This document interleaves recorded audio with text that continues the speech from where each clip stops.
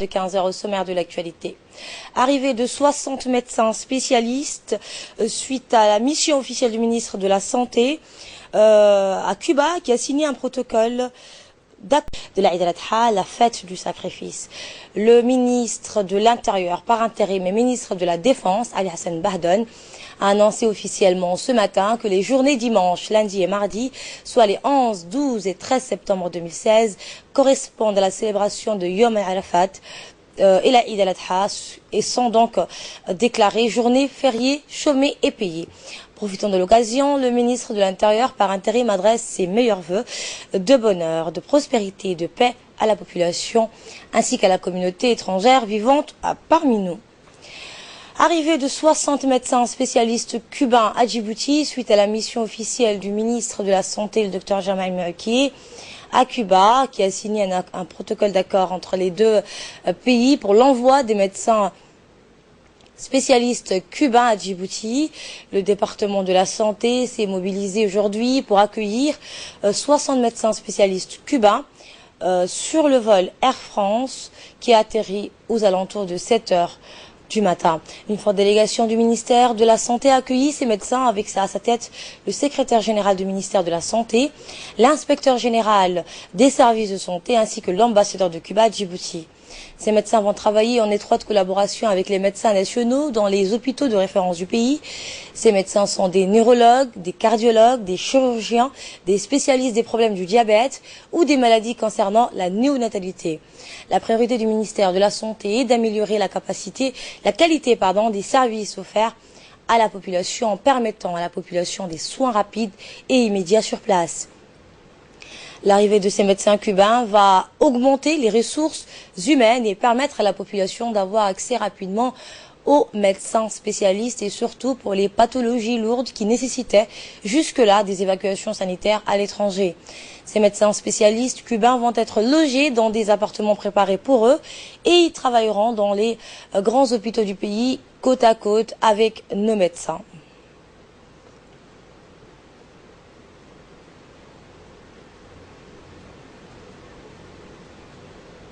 Et on va écouter justement pour plus de précisions le secrétaire général du ministère de la Santé. Suite à la visite d'État que le ministre de la Santé, Dr Jamal Mouakié, a effectuée au Cuba, une convention a été signée avec la République de Cuba pour que 60 médecins spécialistes puissent venir à Djibouti. Nous avons l'honneur ce matin d'accueillir à la salle d'honneur donc de l'aéroport international de Djibouti les 60 médecins spécialistes. Ces médecins vont en fait renforcer l'équipe médicale, les personnels médicaux déjà présents, les spécialistes médicaux djiboutiens qui sont ici. Ils vont renforcer pour développer et pour renforcer en fait l'état sanitaire ou le développement sanitaire de notre pays. Ces spécialistes sont au nombre de 60. On va encore recevoir d'ici quelques mois 25 autres médecins. Nous espérons que ces médecins spécialistes, dès qu'ils seront au complet, vont vraiment combler tous les déficits qu'on avait dans toutes les spécialités, dans tous les départements que comptent les ministères de la Santé. Ces médecins, en fait, vont travailler main à main avec les médecins spécialistes djiboutiens. Le ministère de la Santé a l'honneur d'accueillir ces médecins qui sont venus de très loin pour venir renforcer le système sanitaire de notre pays.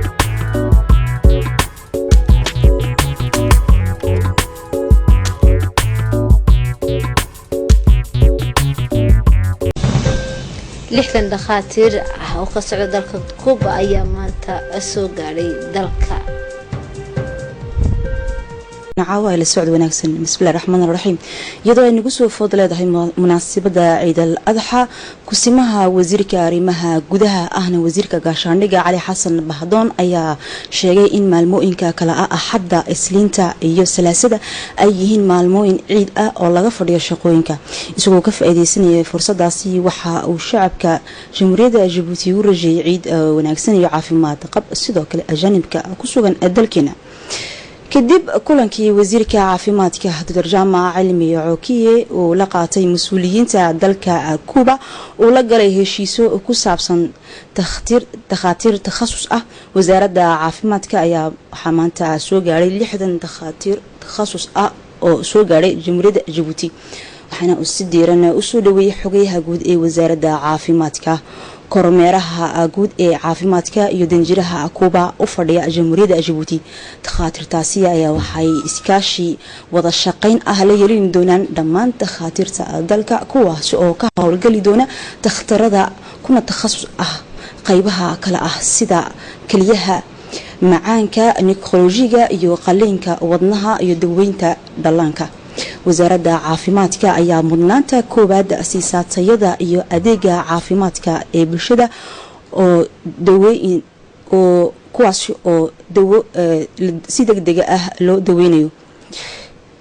soo dhaweyntaasi takhaatiirta waxa ay u suurta gelinaysaa bulshada reer Djibouti in ay helaan xal xagga ku haboon xanuunada kala duwan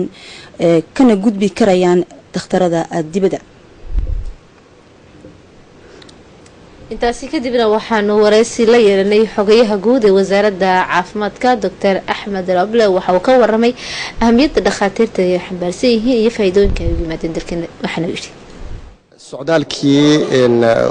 wasiirkeena Dr. Jaamac Cilmi Cookiye uu ku tagay Kuuba heshiiskii wadanka wasaaradda caafimaadka ee wadankeena Djibouti ay isla soo saxdeen wadankan Kuuba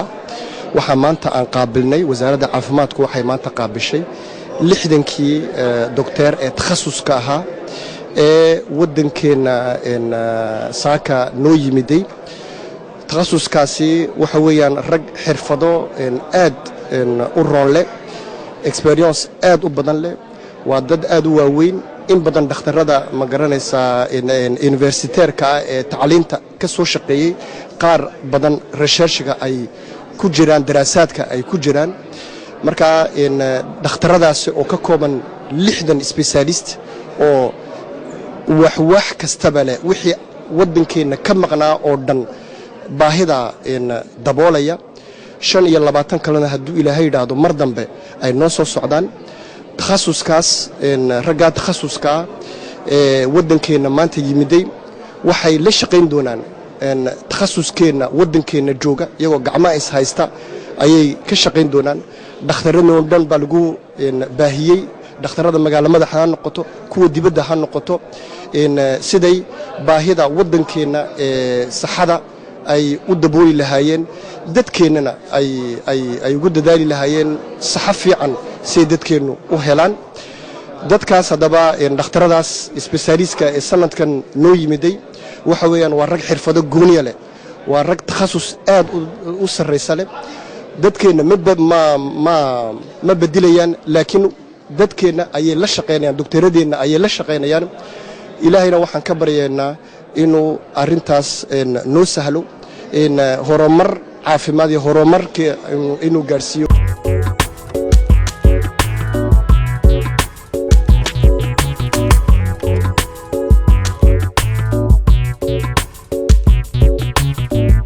yemeteniniye tokkele usunka yemetenin sinka sisnenetiki gabuutiki caafiyad malak ayaan Jaamac Cilmi Cookiye Kuuba rasufan haysitehiyanihe tokkeli ka gare sugahayan fardii diwaawike Kuuba daydaaba gabuuti fana baahide mitkini doora hal edde yaabe sugami away edde asimto kini asakuna to daydaaba nibado fankini ka haysteni ma Dr. Jaamac Cilmi Cookiye Kuuba fana hayste lakala tokkeli kaadu dubuku daydaaba hinna nibado tamato itamay kaaduna dawaawi he kaaduna xilli haytama Kuuba rasufku kini nihamatedem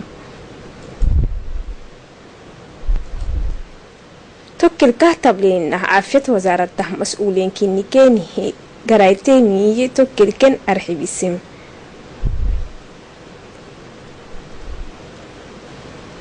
عافية وزارة كادونا مسؤولتين كني توكل يبتمي وسك إيم توكل أبنو أكل ساكونا كهجرينا ما لحتم إسبيسياليستي ني منستري سيدي حل سجوك كره جدي بروتوكول دا كور كهاي باهي أسا كوكل كهاجن هان تومراي تومر التنيني نيروش رجانا كني أهايدو مال أبارو يمتش دياني ور بيدياتري أوبراسيون با نمد يعني مجو جينيكولوجو إدتني ديابيتولوجو يعني سكر ديبو وقت نمو سكر وقت مريك سدوح الدياني توهن كيه ني مينستري وسبي كيوبا جديه باهي يعني مركيني توكلي تها باروها بإسماعيل عمر قال له يعني ثم بلوي كاي سياساي كاي جيتال أبانهين انتاماي توكليني من سيريس السوق سنباهي توكل تو مريتساكونا أكلي تو وتا ما بيلونه نبارو كادونا نبارو دكتورات كادونا كم بدريكي اسبيشاليتي هني من سيري كروبلي تو تيا ديجي نلهي وكذي لهاي تامدو ماك يعني أيسلن نكليه نجا يمكن نجا أيسلن نكليه كل مي بحري كل مرحلة نمرسري أدختر سنت عقد في هيوه دكتور جامع إني بركة مدينة لعكة مدينة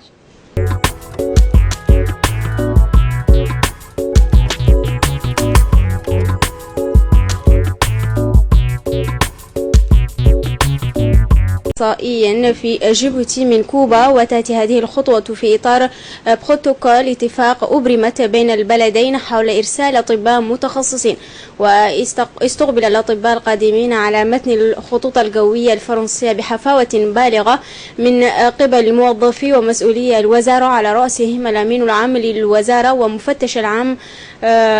لأقسام الصحة، إضافة إلى السفير الكوبي المعتمد لدى بلادنا. وسيعمل هؤلاء الأطباء بتعاون وثيق مع أطباء المحليين العاملين في المستشفيات في الأقسام التالية، وهي جراحة القلب والأعصاب وأمراض السكر وغيرها من التخصصات الأخرى. وتهدف هذه الخطوة إلى تعزيز جودة الخدمات الصحية المقدمة للمواطنين، كما ستعزز الموارد البشرية في المستشفيات. وسيقوم هؤلاء الأطباء المتخصصون الكوبيون في مساكن تم إعادها من قبل دائرة الصحة، وسيعملون في المستشفيات الكبيرة لممارسة مهامهم إلى جانب الأطباء الجيبوتيين.